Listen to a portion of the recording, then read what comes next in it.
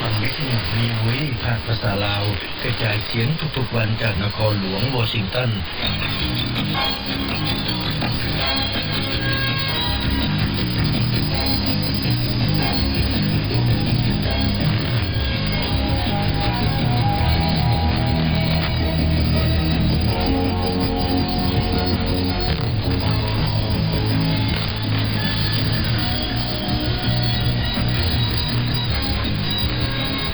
เสียดายที่เวลาของเขาได้มาถึงแล้วข้าพเจ้าไพศาลบริการร่วมด้วยคณะจัดรายการ VOA ขออำลาท่านผู้ฟังไปก่อนในค่ำคืนนี้และจะกลับมาพบกับท่านอีกในแรงอื่นเวลา 7:30 น. 8 โมงตามเวลาในเมืองลาวด้วยคงที่ 1,575 กิโลเฮิรตซ์และท่านก็ยังสามารถรับฟังได้เช่นกันที่ lao.voanews.com พบกันใหม่ในแรงอื่นขออวยพรให้ทุกท่านจงมีแต่ความสุขความเจริญสบายดี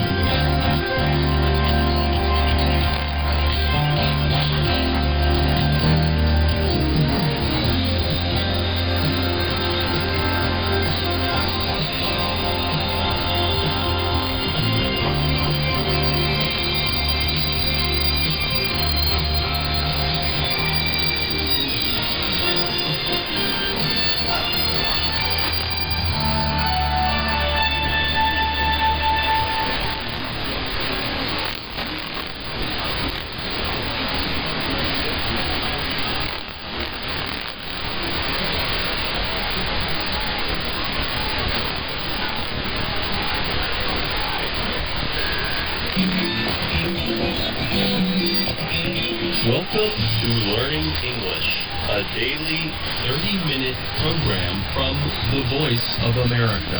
I'm Pete Musnam. And I'm Dorothy Bundy. This program is aimed at English learners, so we speak a little slower and we use words and phrases especially written for people learning English.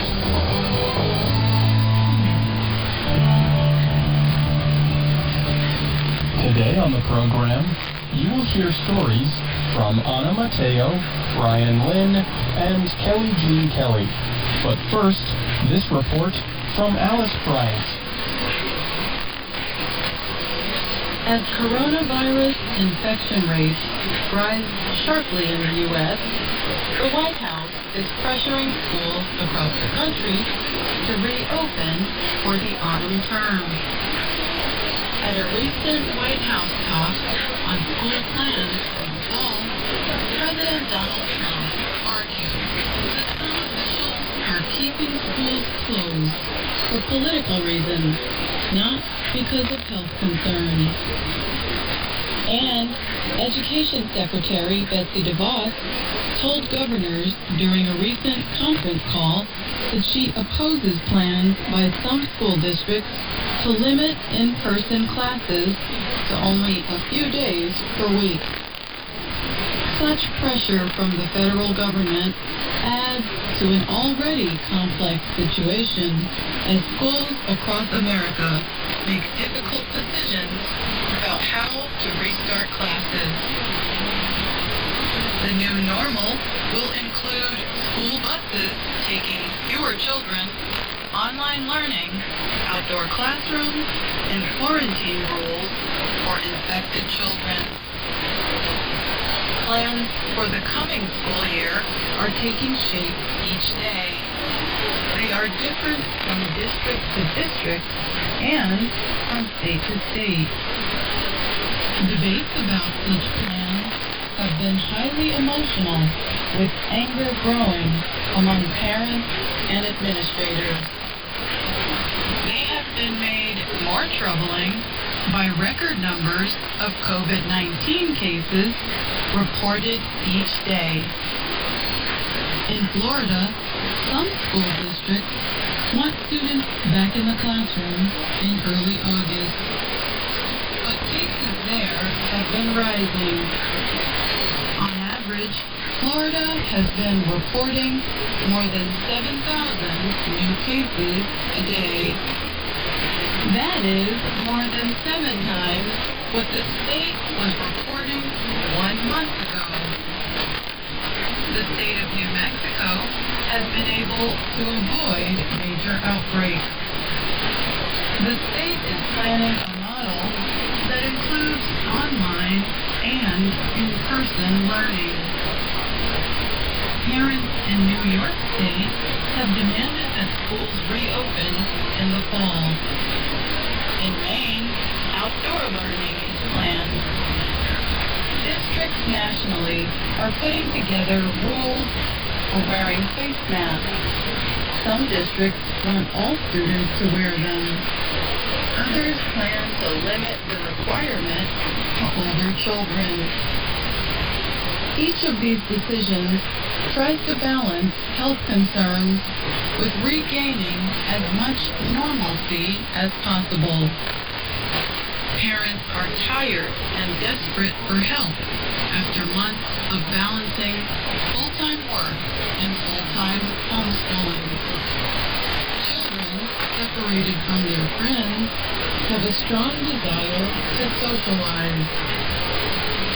Teachers remain concerned because so much is still unclear about the virus. Districts are worried about being able to pay for added supplies, including masks and more buses. And school officials said the rise in virus cases could ruin reopening plans before they are even put in place. If we see large outbreaks happening across communities, it's going to be very hard to keep schools open.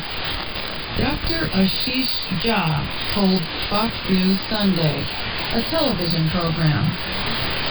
He is director of the Harvard Global Health Institute. Schools across the U.S. shut down suddenly this year as coronavirus cases first began rising. That led to a mix of distance learning, poorly planned homeschooling, and, for some families, no schooling at all. Districts are now turning their attention to how to create more structured environments, but the debates have been filled with uneasiness. Near Rochester, New York, parents strongly supported fully opening schools. A group of them recently gathered outside the school administration building. They held signs that said, "No normal school, no school taxes." Christina Higley is a parent in the small city of Webster, outside of Rochester. She said she had started a Facebook group to demand answers from school officials and be part of the decision-making process related to changes at local schools. The discussions there launched a movement for reopening schools.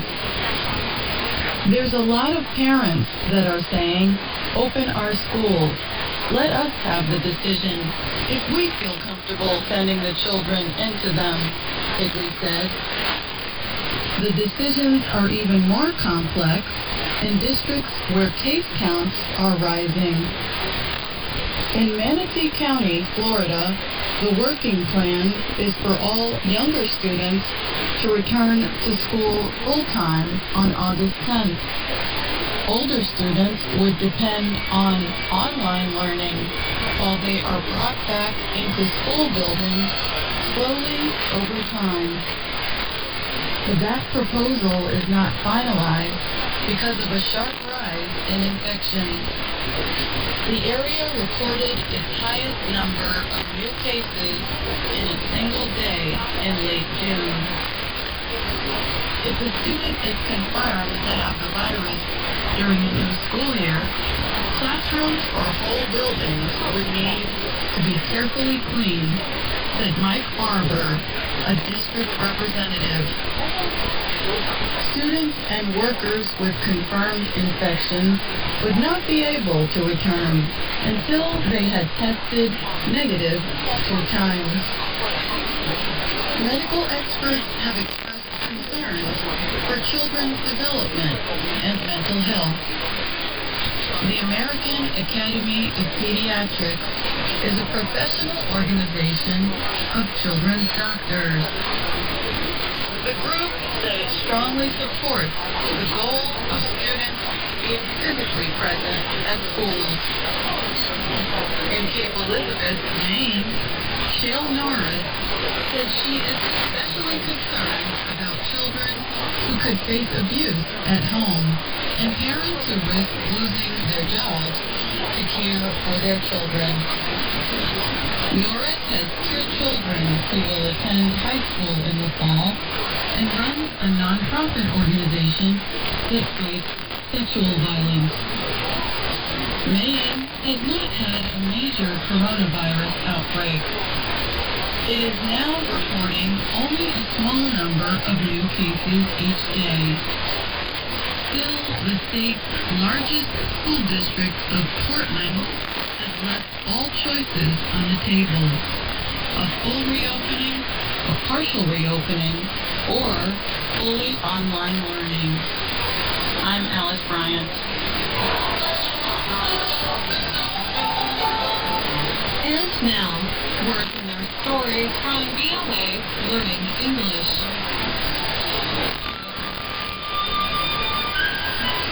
Lightning is one of the most powerful forces in nature. Scientists describe lightning as a huge burst of electricity between clouds, the air, or the ground. These bolts of electricity can heat the air around them to temperatures 5 times higher than the surface of the sun. And that is really hot. When you watch lightning, you know it's fast. That is why English speakers use the expression lightning speed to describe anything that is super fast. A runner can have lightning speed. An Italian restaurant can drop off a nice warm pizza at your front door at lightning speed. And unconfirmed stories often spread online at lightning speed. So lightning is fast. It also can be dangerous. When a thunder and lightning storm starts, it is best to find shelter. Do not stand in an open field. Now, to protect buildings from lightning damage during a storm, you can attach a lightning rod to it. A lightning rod is a long piece of metal. This metal draws lightning away from the building. People can also act as lightning rods, but in a different way. They attract attention, criticism, and even anger of other people. A lightning rod is someone who becomes the target of criticism to draw attention away from more serious issues or other people. Issues and even objects can become lightning rods too. Anything that comes to represent something that people criticize can be called a lightning rod. When speaking about lightning, we have another common expression. Lightning never strikes the same place twice. We use this expression when a very unusual event is not likely to happen again to the same person or in the same place. It can be used when something good happens, such as winning a game of chance, like the lottery. That does not happen very often. Here is another example. Let's say your favorite sports team is having a bad year, but they were still able to defeat a much stronger team. However, the next time they face that stronger team, your team might not be so lucky. You know what they say, lightning never strikes twice. We also use this expression to say a bad thing won't happen again. We use this to reassure someone, trying to make them feel better. For example, let's say you are watching a baseball game and get hit by a baseball in your seat. Your friend might say, "Well, you're safe now. That can't happen again. You know, lightning never strikes twice." That probably will not make your head feel any better. And you can tell your friend that scientists say that lightning can and will strike the same place twice. Whether for something good or bad, the underlying truth remains the same. The chances of some unlikely thing happening twice is very small. And that's PERSEUS Stories for this week. Until next time, I'm Ana Mateo.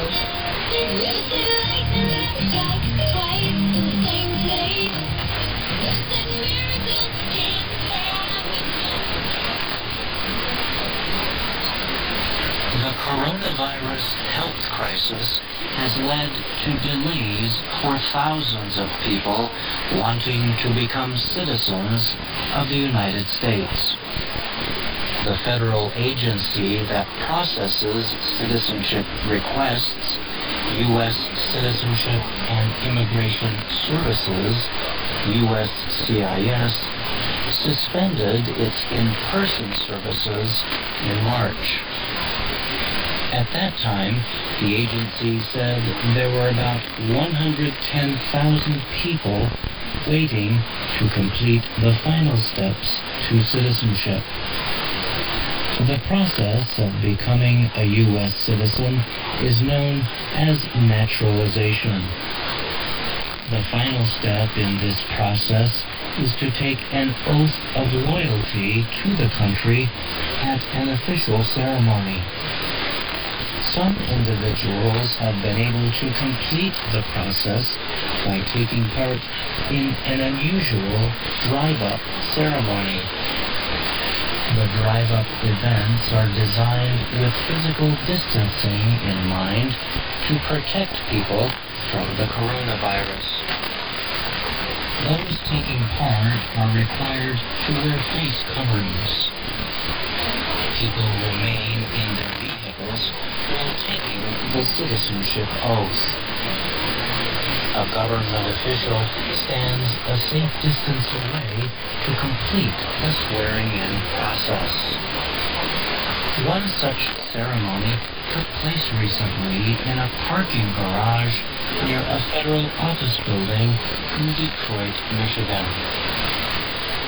When 60-year-old Anita Rosenberger entered the garage, she was a British citizen. 30 minutes later, after taking the oath, she drove away as a U.S. citizen.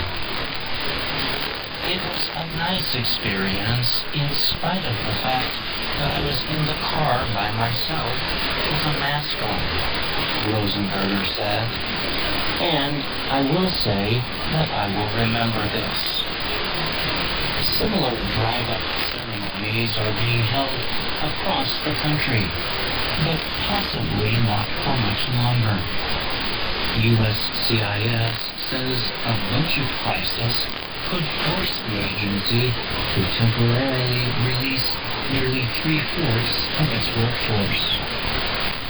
If this happens, it could further delay the final citizenship steps for tens of thousands of people. The Citizenship Agency has not explained how it will operate if it does not get $1.2 billion from Congress before August 3rd. It told the Associated Press that all USCIS operations will be impacted by the release of more than 13,000 workers. I'm Brian Glenn.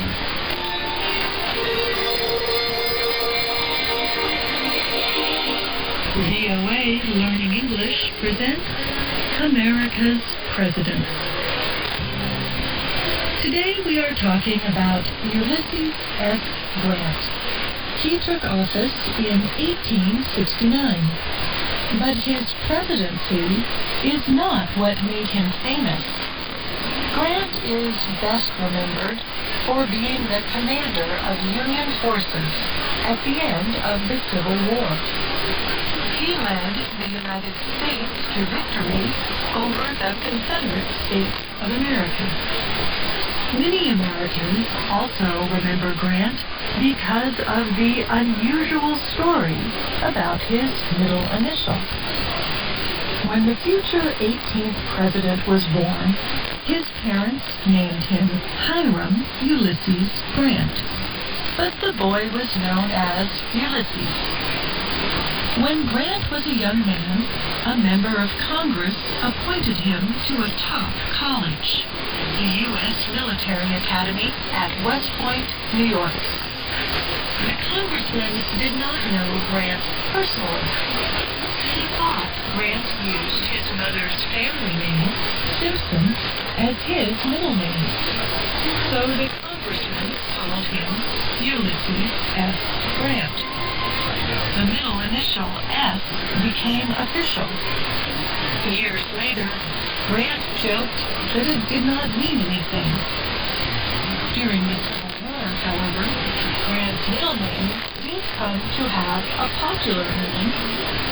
In a famous battle in the state of Tennessee, Grant's army overpowered their opponents. The Confederate general sent a note asking for the terms of surrender. In other words, what would the Union Army require of them if they withdrew from the battle? General Grant replied, "No terms except unconditional and immediate surrender."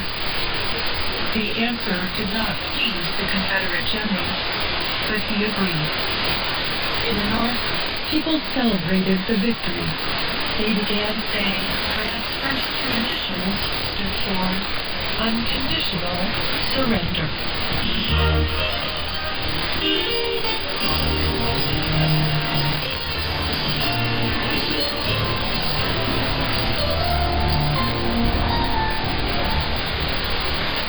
Grant was born in the state of Ohio.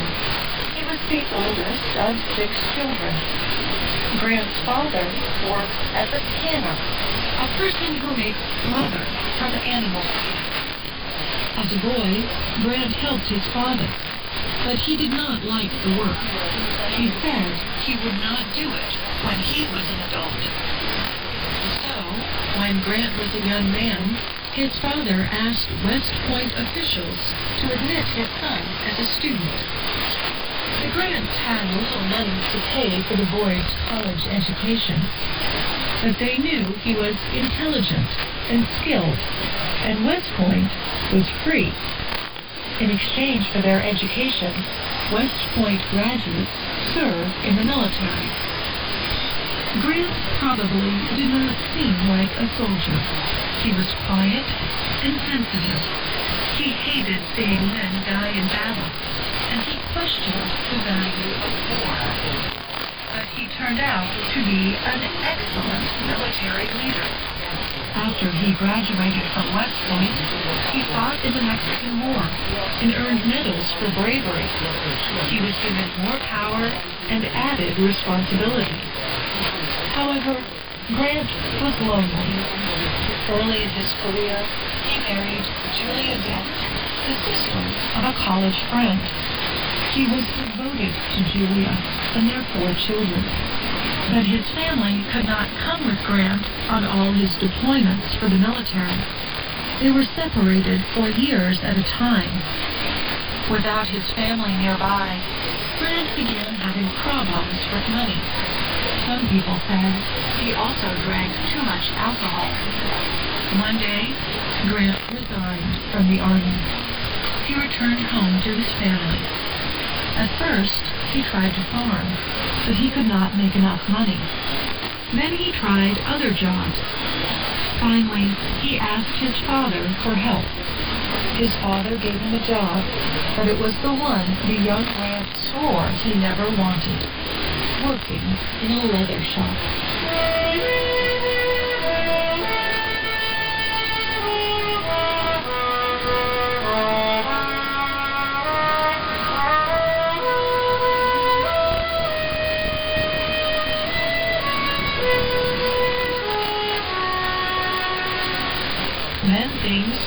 surprising turn.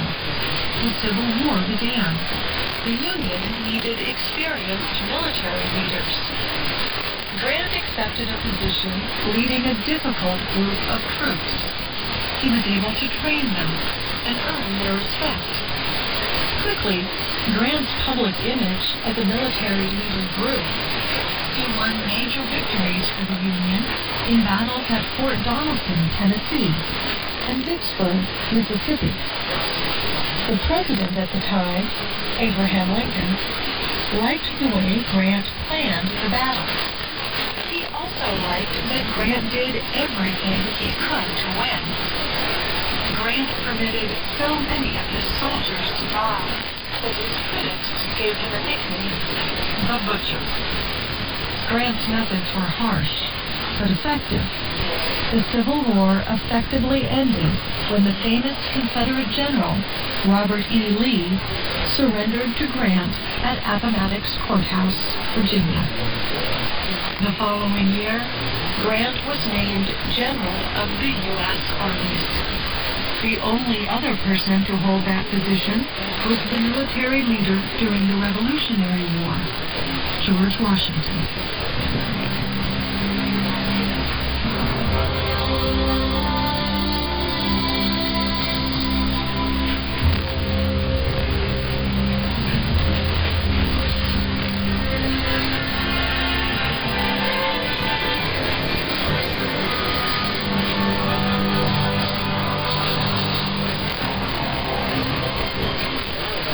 Like George Washington, Grant became president, although he did not really seek the position. But Republican Party leaders realized that the former general was very popular, and they knew that Grant opposed the policies of the president at the time, Andrew Johnson. So the Republicans nominated Grant as their candidate in 1868. He won easily. But Grant's popularity and ability as a military leader did not make him a successful president. Grant tried to work for the political and civil rights of African Americans, many of whom had been enslaved. One of Grant's most important acts was to support the 15th Amendment to the U.S. Constitution. The measure gave African American men the right to vote. At the same time, Grant tried to give states control over their own laws. So, sometimes he used the power of the federal government to protect the rights of African Americans, and he sometimes let states use violence to prevent African Americans from exercising their rights. Grant also spoke about treating Native Americans with greater respect. He used government resources to help Native people become farmers. But other government policies helped white settlers continue to push tribes off their land. Few Native Americans saw their lives really improve under Grant. Finally, his administration suffered because of corrupt government officials. Grant himself did not get rich from their actions, but he remained loyal to people who worked for him, even when they profited from their position. As a result of all this, many Americans lost interest in Reconstruction and lost faith in the federal government. But Grant himself remained popular. He won a second term more easily than first. Shortly after, the country entered a bad economic depression. Grant tried to improve the situation by supporting the gold standard. But many Americans of all backgrounds continued to suffer.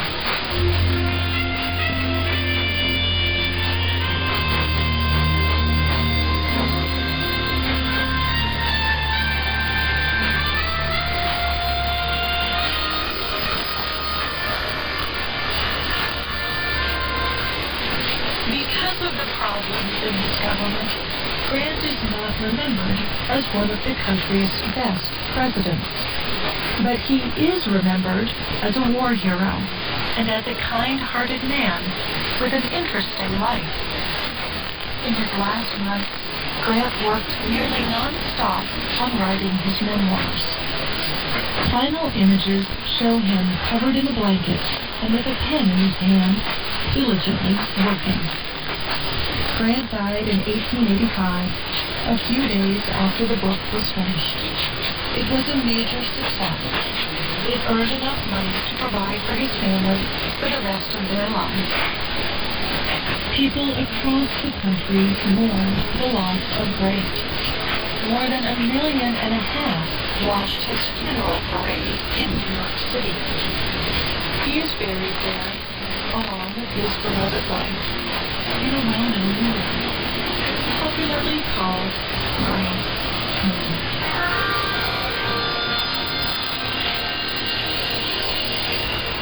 I'm Kelly Jean Kelly.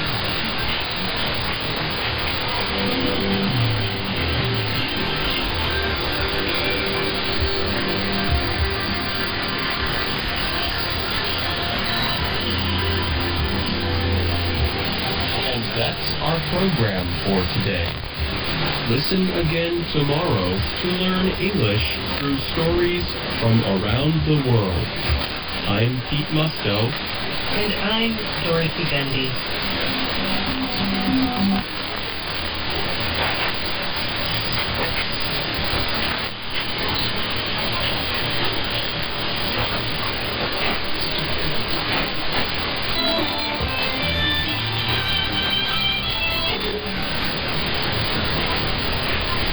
Welcome to the Voice of America in Kabul.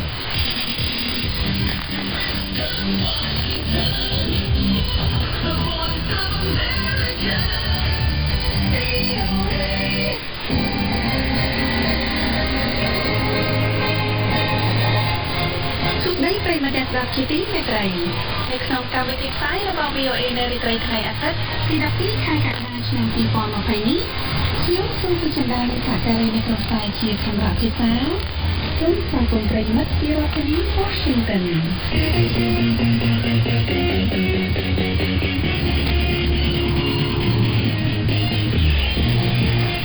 នៅក្នុងការផ្សាយរបស់ VOA រយៈពេល30នាទីដំបូងលោកនាងបានស្ដាប់បទសម្ភាសន៍របស់ VOA ជាមួយអ្នកស្រីទឹកកឹមហ៊ុនប្រធានកិច្ចការស្ត្រីនៃគណៈបក្សសង្គ្រោះជាតិនៅក្រៅប្រទេសនៅអាមេរិកនៃពីមុខទីនយោបាយមួយគ្រាមានវិបត្តិសុខភាពបង្កឡើងដោយវីរុសកូវីដ -19 ជំងឺ COVID-19 មកធ្វើឲ្យគណៈបក្សប្រជាធិបតេយ្យធ្វើមហាសន្និបាតតាមអនឡាញតែជំងឺ COVID-19 ជាជំងឺនៃក្តីមេត្តាឬក៏ជាជំងឺនៃការអប់គុំគួរសេចក្តីសម្រេចជាធម្មពលពន្លឺព្រះអាទិត្យធ្វើឲ្យមានការមិនសម្រេចច្បាស់លាស់អំពីការប្រើធម្មពល Q របស់វៀតណាមចុងក្រោយ